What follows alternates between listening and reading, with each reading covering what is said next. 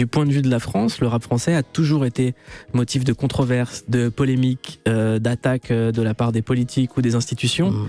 Et quand on le voit de l'extérieur, c'est ce qui a fait rayonner la France. Ah mais totalement. Le rap en France n'a peut-être pas la place et le respect qu'il devrait avoir pour tout ce qu'il a pu apporter hors des frontières. J'accueille un artiste que j'ai saigné tout l'été, il s'appelle Benjamin Epps. Salut Benjamin. Salut Oulou. Ça va bien ? Ça va très bien et toi ? Tu viens de sortir le EP, vous êtes pas content ? Point d'interrogation triplé, référence à Kylian Mbappé qu'on embrasse très fort. Benjamin, on va raconter rapidement ton histoire. T'es né en 1996 à Libreville, capitale du Gabon. Tu es le petit dernier d'une fratrie de 6 enfants. À l'âge de 1 an, tu déménages avec ta famille dans le quartier voisin de Bellevue, que tu cites énormément dans tes textes. C'est réputé pour être un quartier très dangereux, délaissé des pouvoirs publics avec un fort taux de délinquance et de pauvreté.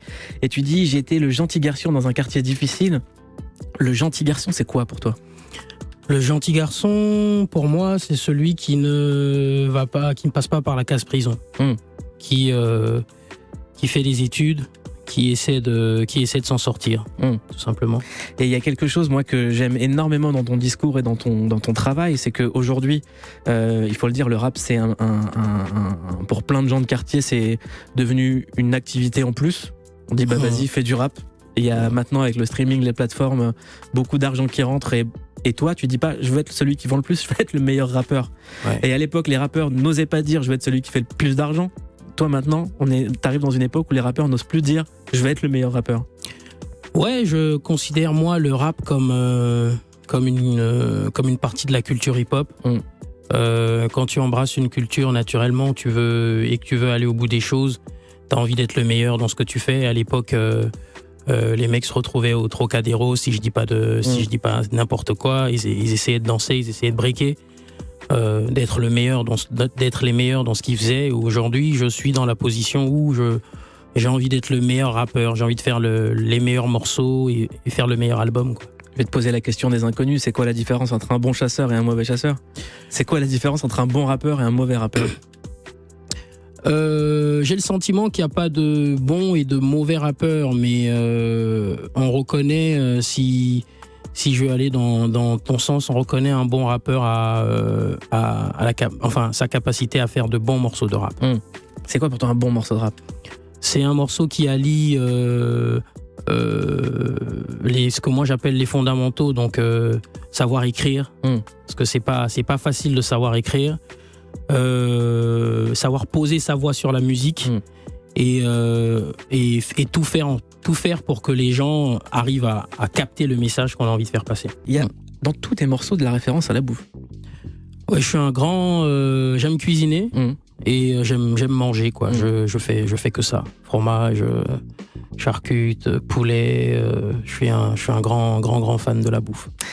Et j'aimerais que tu me parles, toi, des sacrifices que tu as fait pour faire cette musique-là, parce que c'est ce qui transpire en filigrane de toute ton œuvre. C'est l'aspect sacrificiel, c'est de se dire, j'ai pas de plombée. Ouais.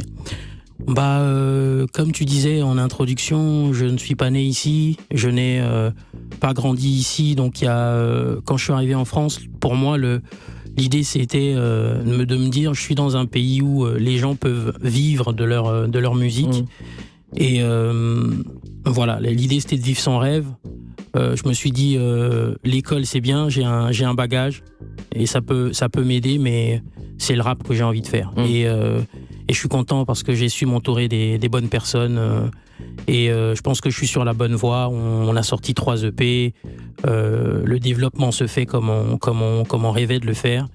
Et là, je suis vraiment dans la bonne direction. Je vais vers l'album, donc je pense que je vais dans la bonne direction et je vis ce que j'avais envie de vivre en fait. It was all a dream. It was all a dream, exactly. Exactement. Notorious B.I.G, c'est ce qu'on appelle un game changer. C'est quelqu'un qui est arrivé et qui a révolutionné la face non pas du rap mais de la musique. Il a montré qu'on pouvait prendre cette musique qui était underground comme le rap et l'adapter avec des morceaux plus verveines comme la funk. Est-ce que toi, c'est quelque chose qui t'inspire de se dire, voilà, mon art, il est pointu, mon écriture, elle est technique, elle est sélective. Est-ce que tu te dis, comme l'a fait un moment Biggie dans sa carrière, en allant sampler des choses plus populaires, d'aller chercher le public en fait, que c'est une manière d'aller le chercher? Ouais, totalement. D'autant plus que je compose aussi. Donc j'ai cette oreille-là. Je me dis que dernièrement je suis un grand fan de Philippe Noiret. Je te disais hors antenne. Et dans le film Alexandre le Bienheureux, dans la bande originale de Vladimir Cosma, il y a un morceau avec Isabelle Aubray qui s'appelle Le ciel, la terre et l'eau. Grand fan, j'ai voulu sampler, mais pour des raisons de droit, j'ai pas réussi à le faire. J'espère que je pourrai le faire un jour. Mais oui, c'est quelque chose moi qui me parle. Aller chercher entre guillemets ce qui représente pour moi des classiques pour les emmener dans le hip-hop et le m'ouvrir, faire découvrir à plus de gens. Ouais. À t'écouter parler, on est d'abord surpris par le contraste entre ton âge, t'as quel âge ? 25 ans. Et la maturité des textes. Et également entre le métier d'artiste et celui d'entrepreneur. Comment est-ce que tu gères les deux casquettes ? Comme je disais, entrepreneur, artiste, finalement, c'est pas grand-chose quand tu as une très bonne équipe autour de toi. C'est-à-dire que tu as des gens qui sont là pour t'épauler, pour t'aider, et ça rend les choses beaucoup, beaucoup, beaucoup plus faciles. Est-ce qu'aujourd'hui, faire du rap sans être entrepreneur, sans être outillé, sans être prêt à faire tous les métiers en fait, parce que vous faites directeur de projet, attaché de presse, concevoir l'image, direction artistique, les clips, est-ce que c'est devenu impossible ? C'est devenu très très difficile. C'est-à-dire que il y a plus autant d'argent pour les artistes qu'il y en avait il y a 10-20 ans. Donc, mais en même temps, la musique, le rap, en tout cas, c'est démocratisé. Beaucoup plus de moyens de faire des choses sans avoir la grosse machine derrière. C'est d'ailleurs ce qu'on a amorcé avec Mocap Nation, qui est mon label et celui avec mes partenaires, mes associés. On a décidé d'aller faire les choses avec les moyens qu'on avait. On s'est pas dit qu'on allait attendre la grosse machine, en fait. Et au final, on a réussi à faire quelque chose. Qu'est-ce que tu penses, toi, par exemple, d'un artiste comme Vald, qui arrive et qui dit aujourd'hui, mais en fait, les artistes, on est contraints à tout le temps aller chercher, recommencer. Je suis d'accord avec Val, parce que on oublie, les gens ont tendance à oublier la musique, ils oublient tout ce que tu as accompli, et aujourd'hui on vit dans le monde du présent, on veut tout de suite, et donc il faut pouvoir se renouveler, il faut pouvoir aller chercher de nouveaux sons, de nouveaux producteurs, une nouvelle façon de travailler, donc j'adhère absolument à ces propos. En tout cas, Benjamin Epps, on te souhaite le même chemin que Vald. Merci. Et de ne pas être un péon comme il dit. Merci. Un extrait de ta playlist, c'est Joey Badass. Pourquoi ce choix ? C'est quelqu'un à qui je m'identifie. Je trouve que c'est un jeune qui a su rester fidèle à ses influences, à ce qu'il voulait faire. En plus, il est originaire de New York, donc c'est un peu ma came, quoi. C'est vraiment ce que je kiffe, ouais. Toi, t'as eu plusieurs types d'influences quand t'as grandi. Beaucoup. J'ai regardé des choses de toi quand t'étais plus jeune. Ouais. Il y avait l'influence Clips. Il y avait l'influence Neptunes. Ouais. Il y avait cette envie. Clips, Neptunes, Maze, c'est des rappeurs que moi j'apprécie énormément. Je rappelle que Maze est un des rappeurs les plus techniques de l'histoire. Beaucoup de gens l'oublient, vraiment. Ok. C'est marrant de se dire comment est-ce que t'as fait cette évolution en fait vers quelque chose de plus dur. Est-ce que c'était ce truc d'ado de je veux shine, je veux en être? Ouais, je crois qu'il y a toujours un peu de ça. Le hip-hop, c'est plein de choses. Moi, en l'occurrence, il y avait l'idée d'explorer. Partir d'un point A à un point B à un point C et trouver son son, trouver ce qui nous va ce qui m'allait le mieux, quoi. Et je crois que j'ai trouvé ma formule. Et c'est aussi une formule dans laquelle j'ai baigné, je suis né, parce que mon frère vivait en France au début des années 90, il est rentré au Gabon vers 96-97, il est revenu avec du son rap français, beaucoup de son rap français, beaucoup de son rap américain aussi, donc moi je suis né là-dedans en fait. Et comme tous les jeunes de mon âge, à 15 ans, on écoute Lil Wayne, on écoute tout ce qui se fait à l'époque, 50, etc. Mais il y a une filiation directe entre le son un peu poussiéreux qui existait à Paris à l'époque et aux États-Unis, plus précisément à la côte est des États-Unis. Et c'est ce truc-là que je pense que j'ai absorbé et qui ressort qui ressort de mon son aujourd'hui, quoi. Aujourd'hui, la musique, ça représente combien de pourcents de tes journées, de ta vie? La musique, c'est toute la journée. On se repose pas. Surtout que moi, je suis mon producteur. C'est moi qui produis mes musiques, c'est moi qui écris, c'est moi qui réfléchis à au thème, aux lyrics, etc. Donc c'est tout le temps. Là, j'étais dans la voiture tout à l'heure. Mon équipe, on est en train de discuter et tout, et j'ai eu mes 2 minutes de gamberge et j'ai noté 2-3 phrases. Donc en vérité, la musique, c'est tout le temps, quoi. Et ton rapport à l'écriture, c'est quelque chose de spontané? Tu accumules? Ouais, et je vois surtout. Je vois, j'analyse et je retranscris. Parce qu'il y a dans ton écriture un mélange d'observation et d'ego trip. Ouais. Et c'est vraiment une espèce d'équilibre où les punchlines sont jamais alambiquées. Tu essaies toujours d'aller au plus droit. Est-ce que quand tu écris par exemple quelque chose, tu dois affiner? Non, je suis quelqu'un d'assez spontané. C'est-à-dire que je ne cherche pas forcément à faire compliqué. Il y a une formule qui dit pourquoi faire compliqué quand on peut faire simple, quoi. J'essaie de donner aux gens l'image de ce que j'ai envie de faire passer comme message. Je pense que en image, on voit toujours un peu mieux. Tu dis l'attention est une drogue, tout le monde veut son heure de glory, je la vois pleurer en privé, je la vois sourire en story. Qu'est-ce que ça dit? Bah, ça parle du monde dans lequel on vit, ou surtout le monde des réseaux sociaux, où tout le monde doit s'afficher sous son plus beau jour, sinon ce n'est pas intéressant. Donc tout le monde veut avoir un peu de lumière. Et ça fait qu'il y en a qui tombent dans des choses souvent pas très sympathiques et qui peuvent conduire à des destins tragiques. Dans un monde où tout le monde doit être la meilleure version de soi-même tout le temps, la normalité pour toi c'est quoi? Je ne sais pas, j'ai envie d'utiliser une formule un peu basique et te dire la normalité, c'est être soi-même, chercher à donner le meilleur de soi-même, mais tout en gardant ses valeurs et ce en quoi on croit. Mais j'ai aussi envie de te dire que finalement, la normalité, l'idée même de la norme, c'est essayer de fit dans une société où finalement, on ne peut pas être tous, ça peut pas être uniforme, quoi. Il faut qu'il y ait des individus et les individus sont différents entre eux. Et maintenant que la lumière, c'est quelque chose qui commence à te concerner, à te toucher, est-ce que tu dois cacher des choses, toi? Oui, je pense qu'il faut pas cacher au sens de ne pas les dévoiler, mais au sens de se protéger. Ouais, je pense qu'effectivement dans la société dans laquelle on vit, de la surexposition des célébrités, des personnages publics, il est important de garder un peu d'intimité. Très Comment très tu important. Fais, toi? Bah, j'essaie de pas trop montrer ma famille, par exemple sur les réseaux. Je trouve que c'est ma famille, tu vois. C'est moi, ça me concerne moi, ça ne concerne peut-être pas les autres. Et voilà, essayer de garder ma vie privée. Ce qui intéresse finalement les gens, ce qui fait que les gens écoutent ce que je dis, ce sont mes textes, c'est la musique. Et peut-être qu'ils n'ont pas besoin de savoir ce que je fais dans mon lit, quoi. Et les gens te le demandent? Oui, les gens demandent naturellement. Mais qu'est-ce qu'on répond? Je ne sais pas. Qu'est-ce que ça peut te faire? Moi, je dirais qu'est-ce que ça peut te faire?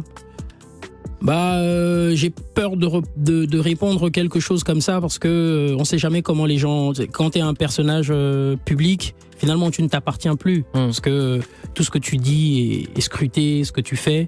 Donc, je pense qu'il faut être mesuré avec ces questions-là, mais j'aimerais répondre à celui qui pose la question. Excuse-moi, mais c'est un peu de l'ordre de ma vie privée et je n'ai pas envie de la dévoiler. Tu as fait un morceau qui m'a touché droit au cœur, un hommage à DJ Mehdi, accompagné par Busy P, Pedro Winter et Santi Gold. Le morceau s'appelle MPC 2021. Et en fait, l'histoire est assez bouleversante. Pedro Winter avait une disquette avec des beats qu'il avait composés à l'époque avec DJ Mehdi à New York. C'était une disquette qui était très compliquée à aller toucher. Il a décidé d'en faire un morceau et il a fait appel à toi. Toi, t'as 25 ans. Quand le drame est arrivé, tu en avais 14-15. C'est quelqu'un qui nous a tous marqué, DJ Mehdi. Quand on arrive dans le rap, qu'on est qu'on sort d'un EP, qu'on prépare son premier album et qu'on reçoit un appel pour participer à ça, comment on se sent? On se sent tout excité, on se sent privilégié, surtout parce que là, on parle de DJ Mehdi. Il y a absolument rien qui est sorti. Ça fait un moment maintenant et l'un des premiers hommages depuis 10 ans, c'est parce que la date de sa disparition c'était en septembre dernier, je crois. c'est juste grand pour moi. C'est la preuve que y a des gens qui me font confiance et que peut-être que je suis sur le bon chemin, quoi. C'est qui pour toi DJ Mehdi ? DJ Mehdi, c'est DJ Mehdi déjà. C'est quand je pense DJ Mehdi, je pense Kerry James, je pense Ideal J, mais je pense surtout à un mec qui a su dépasser les clivages musicaux, quoi, qui est parti du hip-hop à l'électro. Voilà, c'est un mec qui a su transcender par sa musique. C'était dur de poser sur une prod comme ça, ouais, de s'adapter. Ouais, c'était un challenge pour moi. Je pense que le challenge est réussi. Merci à Busy P et DJ James et toute l'équipe Motorbass pour la confiance. J'aimerais qu'on parle d'un morceau qu'on a beaucoup joué dans cette émission. Ce morceau, c'est Dieu bénisse les enfants. Ouais. Qu'est-ce qui a déclenché l'écriture de ce morceau ? Plein de choses. Je suis tonton de plein de petits neveux et de petites nièces. Donc pour moi, les enfants c'est hyper important. Et il y a 8 mois, je devenais l'heureux papa d'un petit garçon. Félicitations. Merci. Et mais Dieu bénisse les enfants, je l'ai écrit bien avant, je l'ai enregistré bien avant. Et tu vois, il y a la dimension de pas pouvoir les voir, parce que comme je disais, je suis originaire du Gabon, donc j'ai encore beaucoup de familles au Gabon sur place. Et je vois pas mes neveux grandir. Et tu vois, on vit dans un monde où ça peut être très très difficile pour les enfants. Et voilà, c'est ça qui m'a inspiré le morceau Dieu bénisse les enfants, que Dieu bénisse mes nièces et neveux, et que Dieu bénisse tous les enfants de la terre, quoi. Ils grandissent dans quel monde pour toi, les enfants là ? Un monde difficile, un monde où un monde de la controverse, un monde du clash, un monde de la destruction. Finalement, la seule note positive qu'on a, c'est qu'on est des êtres humains et que quand on se met ensemble, finalement, on peut produire quelque chose d'intéressant. Mais je pense que déjà le climat et toutes ces thématiques-là nous montrent à quel point le monde, la planète est mal en point. Et donc voilà, je pense qu'il y a du bon, il y a du mauvais, mais il y a plus de mauvais que de bon en ce moment. Dans Dieu bénisse les enfants, il y a Dieu.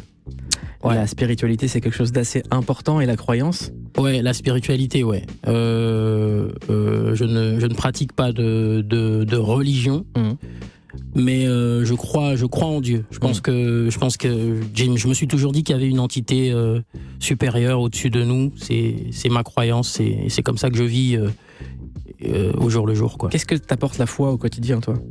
Elle me permet d'avancer, parce que si on ne croit pas, si on ne croit en rien, finalement, peut-être qu'on n'a pas de moteur, et on n'a pas de frein non plus. Et donc, je pense que croire nous permet d'essayer d'être la meilleure version de nous-mêmes tous les jours, d'avancer, de faire le bien autour de soi, quoi. Je t'ai entendu parler de ta grand-mère. Ouais. Tu disais qu'elle était marabout. Ouais. Donc plutôt de tradition anémiste. Exactement. Et ouais. qu'elle s'est convertie au catholicisme. Comment est-ce que ça a été pris dans la famille ? Comment ça a été vécu ? Et qu'est-ce que ça a changé pour toi ? Ma grand-mère, c'était un peu le guide. C'est-à-dire que quand elle a officiellement arrêté avec ses pratiques, et qu'elle s'est convertie à la religion à la fois chrétienne, nous, la famille, naturellement, on a suivi, quoi. Parce que c'était un peu elle le guide. Et et vu qu'on n'est pas né dedans, on a peut-être eu un peu de mal à totalement l'embrasser, mais on l'a respecté, on l'a accepté. Et on l'a pratiqué surtout à un moment. Dieu bénisse les enfants, le classique de Benjamin Epps. C'est très rare d'avoir déjà un classique dans le rap français. Félicitations. Merci. Ce morceau, je pense qu'il va un jour te dépasser. Et c'est sûr et certain, et je te le souhaite. Aujourd'hui, tu es père de famille, tu sais ce que c'est d'avoir une famille, tu es entrepreneur. Est-ce que tu visualises les prochaines étapes de ta vie ? Est-ce que tu te fais avec ton équipe des plans en disant « Ok, on a un tableau, voilà ce qu'on va visualiser », parce qu'on a l'impression que la visualisation, ce concept de visualisation, de se dire je veux être là, après je veux être là-bas, je veux être là-bas, c'est quelque chose qui t'a marqué. Ouais, on visualise, on se fixe des objectifs, on a envie de les atteindre, on se dit que on veut être là dans 10 ans, on veut avoir travaillé avec les plus grands, de la scène rap française à la scène rap américaine. On a vraiment ce désir-là, mais en même temps, on essaie de vivre la chose, parce que malheureusement, le futur ne nous appartient pas. Comme je disais, le futur, le futur est aux enfants, mais le monde aujourd'hui, il est à nous. Donc on essaie de vivre le maximum maintenant. Mais qu'est-ce qu'il y a d'adulte en toi aujourd'hui ? Les responsabilités. Je pense que c'est ça. Il n'y a pas plus adulte que les responsabilités. Et est-ce que tu sais à quel moment, toi, dans ta vie, entre le Gabon et la France, t'as arrêté d'être un enfant ? À quel moment tu dis là, l'enfance vient de s'en aller ? Dès que je suis monté dans l'avion, dès que j'ai posé les pieds à l'aéroport Blagnac de Toulouse, je savais que rien ne serait, comme disait Drake, nothing was the same. Rien ne serait plus pareil, quoi. Ça a été quoi ton premier choc ? Mon premier choc, c'est de voir des pauvres en France, de voir des gens qui aussi n'ont pas à manger, n'ont pas d'endroit où dormir, peuvent pas se loger, peuvent pas s'habiller. Ça a été violent pour moi. Parce que du Gabon, tu pensais que c'était pas possible ? Parce que oui, de ma perspective de jeune Gabonais vivant à Libreville, la France, c'est un pays d'opportunités, c'est un pays qui offre la sécurité à tout le monde. Et quand on arrive sur place, on se rend compte qu'il y a des gens pour qui c'est très très difficile. Et je trouve que ton histoire et le fait que tu rendes hommage à une époque du rap français des années 90 à maintenant raconte aussi quelque chose d'important sur la France, parce que du point de vue de la France, le rap français a toujours été motif de controverse, de polémique, d'attaque de la part des politiques ou des institutions. Et quand on le voit de l'extérieur, c'est ce qui a fait rayonner la France. Ah mais totalement, mais c'est incroyable que tu dis ça. J'en discute avec les membres de mon crew tout le temps. Je dis, moi qui n'ai pas grandi ici, j'ai toujours vu le rap français. C'était un artiste comme Kennedy, par exemple. J'ai fait un morceau qui s'appelle Kennedy en 2005. Quand je suis arrivé, on m'a dit, ouais, mais pourquoi Kennedy en 2005 ? J'ai dit, parce que Kennedy, à une époque, au Gabon, il a représenté quelque chose de costaud pour nous. Et en France, il y a plein de gens qui connaissent pas, qui savent pas c'est qui. Donc c'est juste pour qu'on mesure l'impact du rap français. Princesse Agnès est venue à Libreville et elle a rempli une salle de 3 elle a fait 3000 personnes à son concert. Et il paraît qu'en France elle pouvait pas faire 1000 personnes à un concert. Et donc voilà, la France ça fait partie de la culture française, le rap français. Tu penses que la France a délaissé sa culture, n'arrive pas à la faire rayonner correctement, n'arrive pas à s'en emparer en tout cas ? Je sais pas si je suis le mieux placé pour le dire, mais le rap, en tout cas, en France, n'a peut-être pas la place et le respect qu'il devrait avoir pour tout ce qu'il a pu apporter hors des frontières, quoi. Si t'es pas content, c'est pareil. C'est un titre incroyable quand même. Bah ouais, c'était mon petit exercice de style sur le projet. Je pensais qu'il manquait un morceau comme ça. Quand j'ai fait écouter le projet à l'équipe, on se disait, ah ouais, le projet est bien, mais il manque un peu de bagarre, il manque un morceau avec un peu plus de patate, et c'est le dernier morceau enregistré du projet. Et puis ça dit aussi beaucoup de choses sur toi, ton arrivée dans le milieu du rap, de pas être prévu au programme.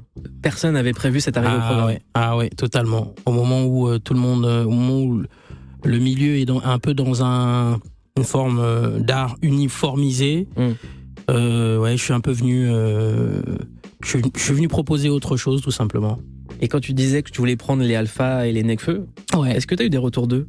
Ouais, j'ai parlé avec Alpha. Nekfeu, lui et moi, on se connaît pas, mais je n'ai rien que du respect pour j'ai beaucoup de respect pour sa musique. J'ai parlé un peu avec Alpha, on en a rigolé d'ailleurs. Non, c'était pas un clash. Ah non, mais absolument pas. C'était plus un hommage. Exactement. Mais toi, t'es un mec du hip-hop, tu vois, t'arrives à comprendre quand je dis je veux prendre, c'est-à-dire j'ai envie de me mettre à leur niveau, tu vois, parce que c'est des mecs qui m'inspirent, c'est des mecs qui viennent du rap dont moi je suis issu, tu vois, et pouvoir boxer entre guillemets dans la même catégorie, c'est un honneur pour moi. D'ailleurs, Jay-Z dira jamais qu'il a réussi à prendre Hakim. Toujours pas. Non. Alors que c'était son rêve. Ouais. Big Daddy Kane, peut-être, parce qu'à Brooklyn, Jay-Z c'est maintenant lui le boss, quoi. Je pense du monde, hein. Ouais. Quand tu, par exemple, parles de Lala Ace, Ouais. moi, ça m'a fait beaucoup rire. Moi aussi, ça m'a fait rire. Mais il y a plein de gens. Et je pense qu'elle, la première, a dû rire. Bah oui. Pour la petite histoire, on s'est croisés. Parce que je lui en avais parlé un peu. On n'avait pas pu échanger directement, mais j'ai parlé à quelqu'un, à un membre de son équipe. Et quand Lala et moi on s'est croisés, on en a rigolé. Mais Comment t'expliques que là, on est dans un moment où le rap français n'a plus de second degré, où on n'a même plus de notion de ce qu'est le hip-hop, en fait, de savoir s'envoyer des hommages sous forme de pics, des hugs un peu musclés. Bah, le Moi, rap je le vois français comme ça. est à l'image de la société, tout simplement. On peut pas espérer du rap qu'il échappe à tout ce par quoi la société passe en ce moment. Il y a un gros bouleversement, il y a de gros changements qui sont dans la plupart des cas légitimes, parce que le monde a quelquefois oublié certaines franges de la société, mais voilà, le rap français n'est pas à l'abri de ça, quoi. Il y a un morceau sur le EP qui s'appelle Drillmatic. Nas aurait pu avoir cette idée de sortir un album qui s'appelait Drillmatic. On rappelle que Nas a sorti Illmatic, classique ultime que je vous conseille d'aller écouter de toute urgence. Dans Drillmatic, on entend la voix de Jadakiss. Ouais. Incroyable. Incroyable. J'ai ramené sur l'intro du projet Monsieur 2021, tout simplement. Monsieur Versus. C'est l'un des acteurs les plus importants de la culture l'année dernière. Il était sur l'album de Kanye. Voilà, c'était une opportunité en or. On a pu le faire et j'en suis extrêmement fier. Jadakiss, je trouve qu'il s'inscrit dans une tradition de rappeur qui ne vieillit pas. C'est des gens qui n'ont jamais connu le grand succès, mais qui ont toujours été sur les gros morceaux, qui ont toujours été sur les gros albums que Kanye peut inviter, que encore Nas peut inviter. Quand il y a le versus avec le Deep Set, on parle de Jadakiss, toujours. C'est comme Young Jeezy. C'est des gens comme ça qui sont influents. Est-ce que toi, c'est dans cette tradition-là que tu as envie de t'inscrire ? Moi, j'ai envie de devenir le boss, mais tu vois, ça n'engage que moi. En tout cas, je vais me battre pour que ce soit possible. Mais oui, avoir une carrière comme celle de Jadakiss, ça ne se refuse absolument pas. Tu dis que tu veux être le boss, Snoop, avec cette expression pay the cost to be the boss. J'ai payé ce qu'il fallait pour être le boss. Le patron. Quel sacrifice t'es prêt à faire, toi ? Très bonne question. Quel sacrifice je suis prêt à faire ? Je suis prêt à... Kendrick a fait un morceau avec Taylor Swift, par exemple. Ouais, je pourrais faire un morceau avec Mireille Mathieu. Elle nous écoute, tu sais, c'est sur Europe 1, donc t'as peut-être une chance. Voilà. Mireille Mathieu, je suis ouvert à collaborer. Voilà. T'as réellement pensé au sacrifice ? Tu dis ça, je vais le mettre de côté. Je pensais plus, blague à part, à... La famille ? Même pas la famille, à des choses sacrifice, c'est-à-dire qu'une nouvelle amitié, c'est quelque chose sur laquelle tu vas mettre une croix immédiatement. Oui, les nouveaux amis, c'est quelque chose, effectivement, c'est marrant que tu en parles. Dernièrement, j'étais avec mes amis, mon cercle restreint, du coup, et je disais, on est le noyau dur et le noyau mou. C'est-à-dire qu'on veut absolument laisser personne d'autre pénétrer ce cercle-là, parce que on a construit la maison, et maintenant que la maison est construite, naturellement il y a des gens qui veulent s'y installer, et voilà, nous on est confortablement assis chez nous, et on essaie de la décorer du mieux que l'on peut, quoi. Explique-moi, c'est quoi la pression qu'on peut connaître quand on est un rappeur en 2022 ? La pression, c'est moi j'ai peur d'être trop présent et pas assez en même temps. J'ai peur que les gens, du fait de la surprésence, se fatiguent d'écouter la musique. Parce que, en tout cas, moi, c'est comme ça que je le ressens. On vit dans une époque où il faut être hyper présent, parce que la musique, ça va vite. Mais moi, quand, par exemple, j'ai mes artistes favoris que je vois beaucoup, que j'entends beaucoup, 2-3 albums en 3 ans, mon oreille a du mal à faire le ménage, quoi. Donc je pense que j'ai envie d'être là, mais pas trop. J'ai envie de produire, j'ai envie de faire de la musique, mais j'ai envie de faire de la bonne musique, de la musique de qualité. Donc c'est ça qui me met principalement la pression, quoi. Et c'est ça qui fait un boss, ça reste la bonne musique. Il s'agit que de musique avant tout, quand même. Exactement.